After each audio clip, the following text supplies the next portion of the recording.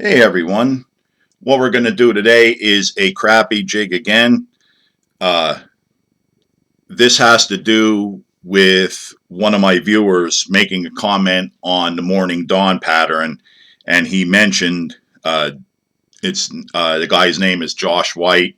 He mentioned the John Deere pattern, which is yellow and green, and I don't tie that exact same one, but I have one close to it. I call this the COP, which is just short for Chartreuse Olive Pearl. That's all it is. COP. It's easier to say COP than Chartreuse Olive Pearl.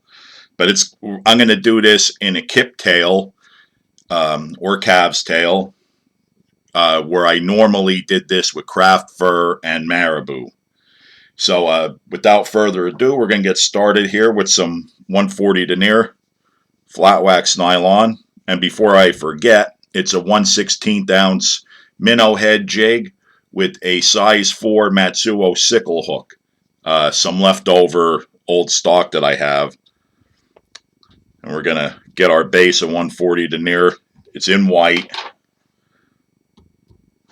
Get that started.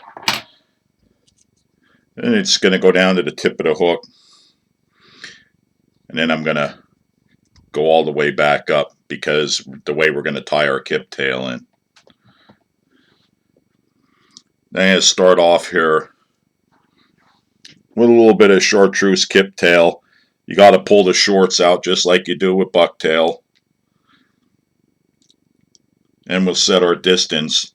Now, I never brought this up before, but if you're going to tie a lot of jigs at one time, what you want to do is you get your distance for your tail set on your first jig. And what you do is you visually mark out a spot on your vise where that fell. And if you like that distance, you could keep that. And all you got to do is line up your material with that spot on your vise. And now you're good to go. In this case, where I line this up at, I like my tails like a hook shank and a half past the bend of the hook when it comes to crappie jigs. Sometimes, depending on the material and the quality of it, sometimes I like it to go a little bit further, maybe two hook shanks past.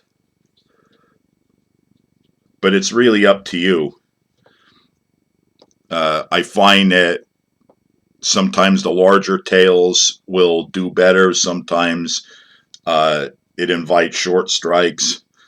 So it changes for me, but normally it's like 1.5 hook shanks is where I set my tail distance. Now I got to pull some of this material over because it didn't completely roll for me. And here we go. I'm just going to work this back up and down till I get it tied in really tight. Again, I do that with the skip tail because it doesn't, it's kind of slick, I should say. That's the easiest way to put it. It's slick and it will pull out if you're not tied tight. So the 140 denier is nice because I could crank down on it pretty well. And it's nice that it doesn't roll over on you. That's one of the things with this 140. You can crank it tight enough, but it doesn't build up like the 210. I'm rambling on here. I apologize. And you see, I'm going to go up and down a couple more times just to make sure, because we're not, the type of chenille we're going to use is olive pearl chenille, which is like a cactus chenille, and where you could take rayon chenille or even new age chenille will help grip this body material. This doesn't. It doesn't do it as well as some other materials. So that's why I wanted the heavier body with this kip tail, with the more thread. I could actually use 210 and would have been fine. So the next thing we're going to do is add our flash material. I'm using Chartreuse Polar Flash. I used to use Chartreuse Flashaboo and just put 2 strands on each side, but I'm favoring this Polar Flash.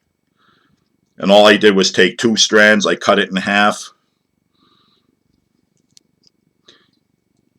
So we have 4, and just fold it over and give us 4 on each side.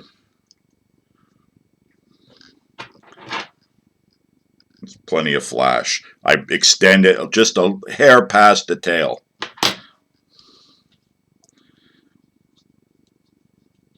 And again, just tie in things extra secure with the kip tail. It doesn't hurt. So I'm going to take my olive pearl chenille and pull some of the fibers off the end and tie on to the core. And work my thread back up. And we'll start wrapping. And if you've seen any of my other videos, you know when it comes to this, cactus chenille or pearl chenille, I like pushing them fibers back as I'm wrapping it. I just think it lays down nicer if you do that.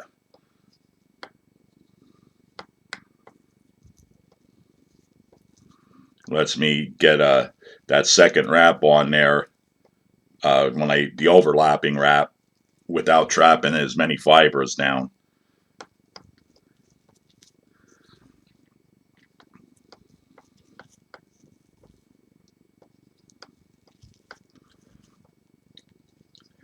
And this is it. And we'll trap that down. And we'll trim it off.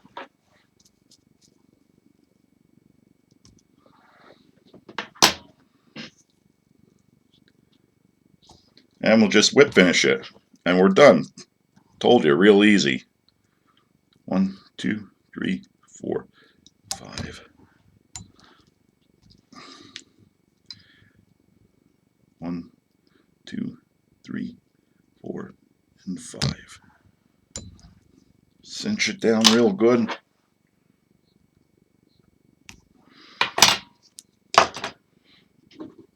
Get our Loon water-based head cement here.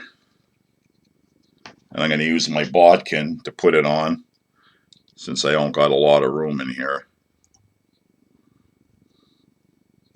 Don't need much. Sometimes I don't do it at all. I made a point now that I'm going to use it on the ones I do on camera, just because I know it confuses people. Some people ask, why didn't you use it? Why'd you use it on one but not the other? And in reality, it's because one day I have it close to me and I feel like doing it, another day I don't. But I've never had any come apart that I didn't use it. As long as you have a good whip finish on there, or even a couple half hitches, you're fine. So let's show you what we have here. Put our clamp over. And there we have it. That's the cop. Chartreuse olive pearl in a minnow head. I also do this in the freestyle head. But what do you think of that? Doesn't look too shabby, does it? At least I don't think it does. And it works. Again, this is something stained water. Really nice pattern. Give it a shot. Let me know what you think. Thanks for watching.